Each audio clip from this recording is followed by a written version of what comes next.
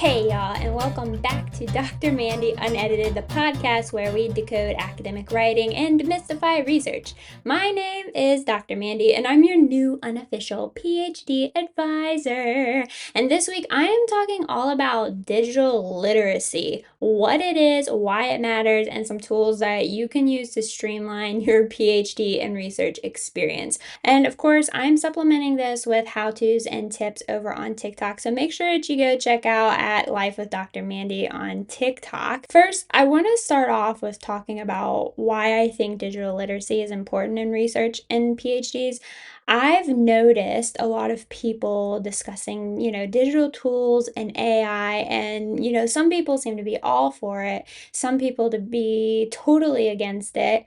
I have a lot of clients who simply just don't know how to use digital tools, and I think that can be the case for a lot of people. But I was quite surprised, honestly, that when I started researching in the real research world, to find that like a lot of researchers are also not using digital tools. And I get it, you might not know how to use them, you might not know where to start, or you might be totally against them. You might be asking questions like, well, is this cheating? Does this mean I'm lazy? Does it interfere with critical thinking? Does using digital tools in academia water down the process? But here's the thing, whatever your view is of digital tools and digital literacy, it doesn't matter. I'm sorry to say, it just absolutely doesn't matter because, and hang in with me for a second, the reality is that we live in a digital world. So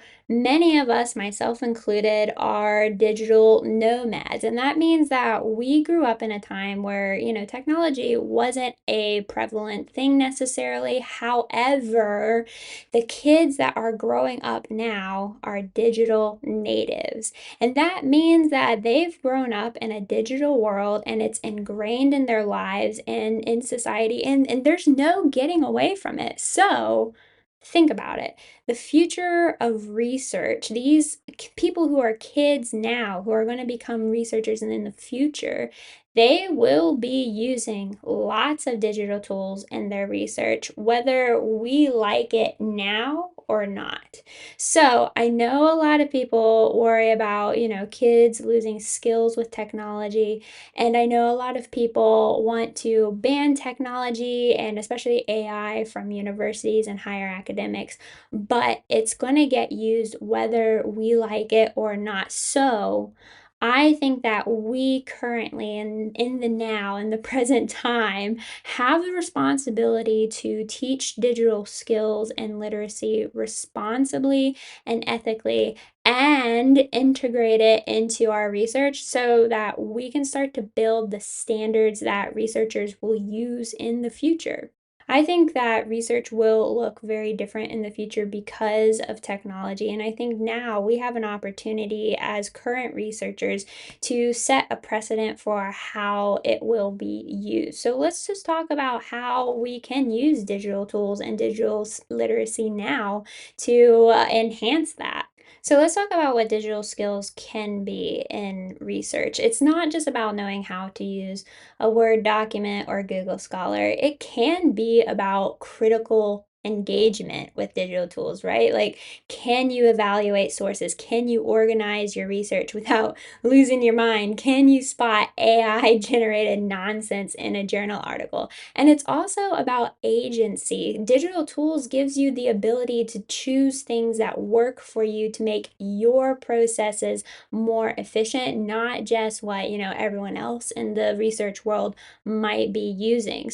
Let's start with talking about some core skills that you can build with digital tools, and then I will tell you some digital tools you can just poke around with and see if it helps you out or not. So, if you are a little intimidated with building your digital literacy knowledge, you can start just simply by learning how to organize papers better. And you can do that through actually using a digital tool like Zotero, or you can just simply start with consistent file naming or learning how to use a cloud to back up your papers and your data and your writing.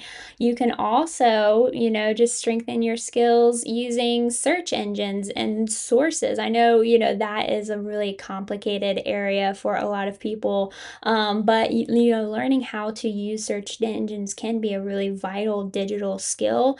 And I really recommend that a lot of universities have coaching and sessions and tutoring on how to use search engines. So definitely check that out. Understanding digital skills and digital literacy can also be like an incredible tool just to like find your way around the internet. I learned from my teaching days that if you know where to look on the internet, you can pretty much find anything for free. And that has helped me so much, like in my research, finding sources for teaching, all of that good stuff, just learning in general.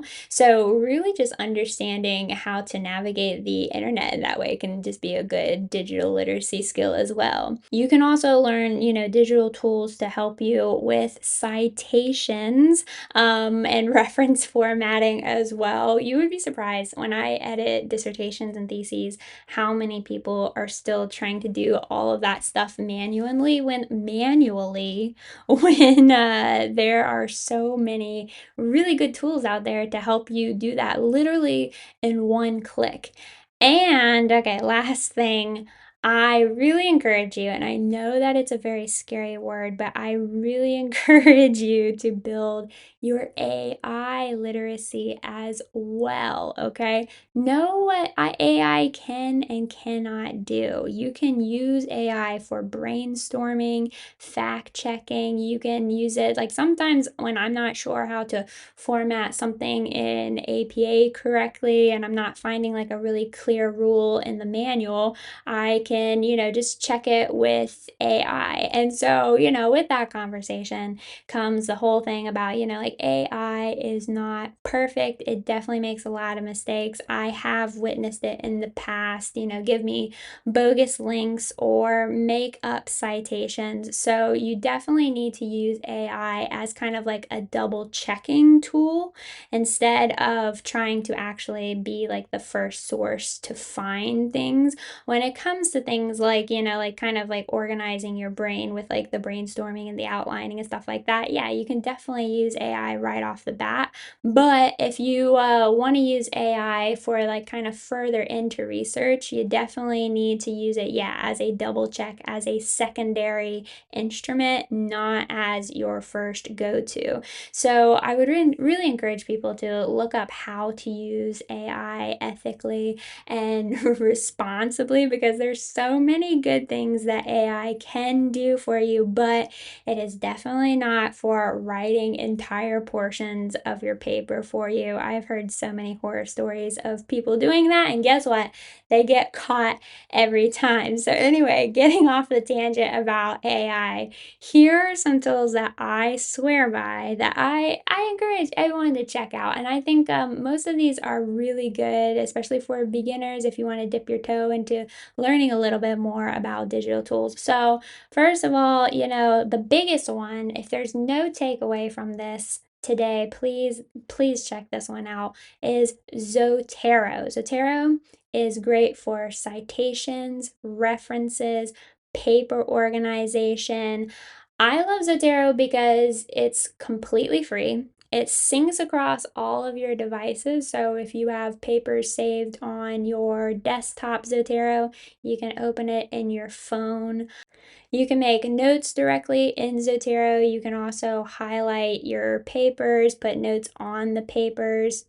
You can make different collections of papers for different projects. And yeah, again, Zotero is like incredible because it's completely free, but also it has an app. It has a browser extension called Zotero Connector. So you can literally be looking at your browser at a paper that maybe you want to save, and you can save it in one click with the Zotero extension. You can also get an extension for or a plugin, I guess you would call it, for your Word documents. So if you are writing a paper, you can literally just in one click create a in-text citation from Zotero with the Zotero at the top of the ribbon on Word. You can also create an entire reference. But if all of that information really, freaked you out and you were like, oh, I don't know if I could figure that out, I would encourage you just to go find a citation generator in general. There's a lot of like good basic ones out there. I would definitely recommend Scribr or BibMe. One thing that I would say about any kind of citation generator is that there does tend to be a little hiccup. I've noticed this in all three of the ones that I've mentioned, by the way, where they don't necessarily get the sentence case right for APA 7 if you are referencing journal articles. So if you have a reference that is a journal article, it should be a sentence case. That means that only the first word of the article should be capitalized and any proper nouns as well. So definitely have to be on the lookout for that little glitch when you're creating references really across any kind of citation generator. Other than that, yeah, citation generators can save you a ton of time in trying to figure out how to format a reference correctly. Next, let's talk about Canva. I use Canva every single day, not only for like promotional materials, but I use it for tons of different like creative outputs and research. I can make spreadsheets, I can brainstorm, I can bulk create content. Canva is a powerhouse if you are more of a creative thinker.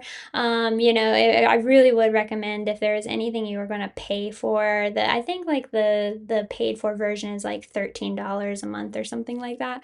But it really is kind of like an all-in-one kind of tool, especially when you might need to, yeah, make a table or a spreadsheet or make some sort of like creative visual something or other for research.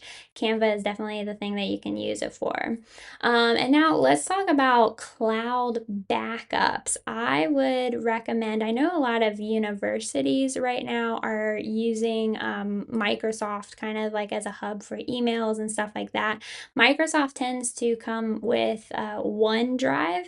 So OneDrive is really great because, yeah, you can back up all of your files and your writing and your transcripts on that, but it will come with usually like an online version of Word as well. So you can share your writing between, your colleagues or your supervisors, and they can write or edit in real time on your papers. And if you're a Google Drive type of person, Google Drive can pretty much do the same thing, and that one is really good as well. And then, yeah, let's talk about like some editing digital tools for a second. My go-to is Grammarly, and I've also started experimenting with one called Pro Writing Aid for editing.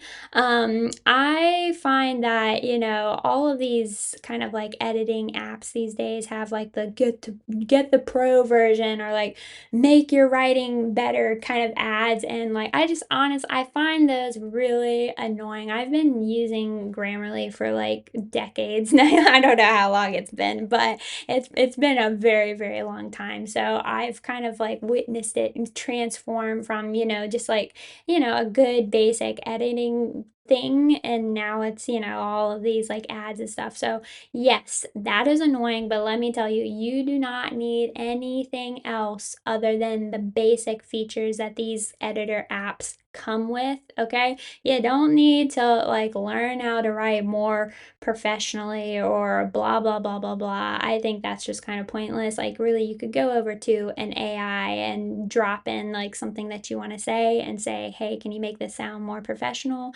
And it will do it for free. So what I'm getting at is, if you are going to use like an editing tool like Grammarly or Pro Writing Aid or whatever, just stick with the basics. I don't think that you really need to buy anything for these apps. And Grammarly especially, I like that it has a bunch of different plugins. It has like a Word plugin, a desktop version. I think it also has like pretty much any kind of like browser. So you can basically use it to edit anywhere. If you're writing an email, if you're writing a paper, it will edit for you. Even your like text messages. I think at one point I had it on my phone, and it could edit your text messages. I also like Grammarly, and this is kind of a random tip, but as you may or may not know, I'm an American living in the UK, and one of the things that has really like thrown me on my butt is the differences between words and writing in between America and the UK. So I find like when I'm editing papers, I do edit, papers and dissertations and theses from across the world, and I can just easily toggle and Grammarly to, search for either American English or British English or other versions of English pretty easily, which is like something that I really love. And now let's go back to the AI. Let's go back to the AI conversation. There are tons of great AIs out there for research. You can use, there's some specific AIs like Elicit or Humata that are specifically built for things like literature reviews or finding papers that relate to each other. But if you're interested in just testing out AI, you can start with like a really basic one like ChatGPT or Copilot. Again, if you are with a university that uses Microsoft, then Copilot comes with that. ChatGPT is okay too. I think they have differences. ChatGPT does limit you to how much you can use before they want you to have a pay version, whereas Copilot is pretty much unlimited. But other than that, I haven't really found any significant differences between them. The AI, it can really help you, yeah, build your ideas, double check citations. You can even build tables if you're savvy enough with it. I know that I've used it to build tables in one click. All I have to do is import my data and bam, copy paste it into Word. So yeah, and again, AI, it will make mistakes. Always use it as a double check. Always check it before you take it for gospel. And I guess always check, like what your university says. I think like a lot of the research that I've been reading right now on AI is that, people are kind of all over the place with what their policies are regarding AI. And, there's also AI checking tools like Turnitin and stuff like that. So if you're using AI, I would definitely be kind of wary copy and pasting things directly into your paper in terms of like writing content. Just be aware about what your university dictates so you don't get in trouble in that sense.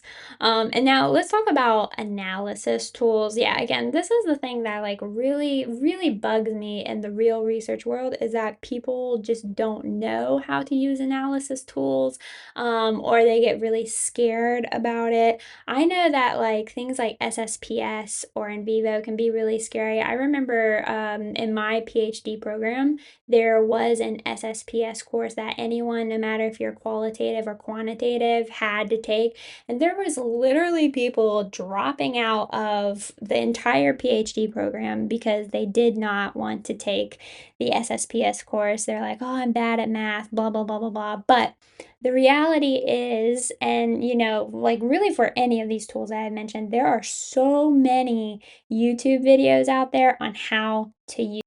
So I know that, like these bigger tools like SSPS and Vivo or whatever, latex, they can seem really scary and really hard to use, but there are really good comprehensive videos out there. And yeah, I've, been to my university. They offer courses as well on how to use them. They've offered professional development on how to use these things. And so I go to those things all the time to learn how to use these tools. And another really important thing to consider is something that happened to me recently was that a project I was on, when they were building the proposal and all of this, they specifically named in vivo as the tool that they were going to use to code and analyze data. But I found out, yeah, like no one on my team knew how to use in vivo. So I had to go in and, teach them how to use it, and it really set like all of our progress back for a couple of weeks because like we had to sit down and have this conversation about how to use it. You had to play around with it, get confident in it. But the reality is that these tools were built for research, and I think it's just like, yeah, important for people to have at least a basic understanding of them so you don't slow yourself down trying to bang out these research projects. And look, at the end of the day, I'm not telling you to be a tech wizard. You just need to use digital tools strategically. Digital literacy, it builds over time. And sometimes you will have to experiment with different things. But, the goal is to keep moving research forward by integrating digital tools into your life and setting, the standards for future research.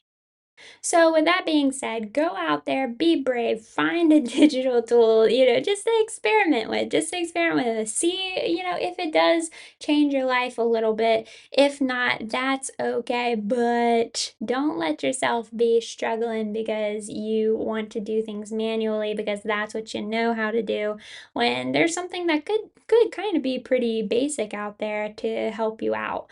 In the meantime, you know the spiel. If you need any help with your PhD process or your editing of your dissertation, your thesis, your coursework, your journal articles, whatever, I am available. Just let me know. You can get a hold of me through my email at mandykf@gmail.com. That's MANDIE kangaroo foxtrot at gmail.com. Or you can check out my website, www.drmandyedits.com. In the meantime, go figure out how to organize your papers better, okay? But I'll talk to you next week. All right, see you, bye.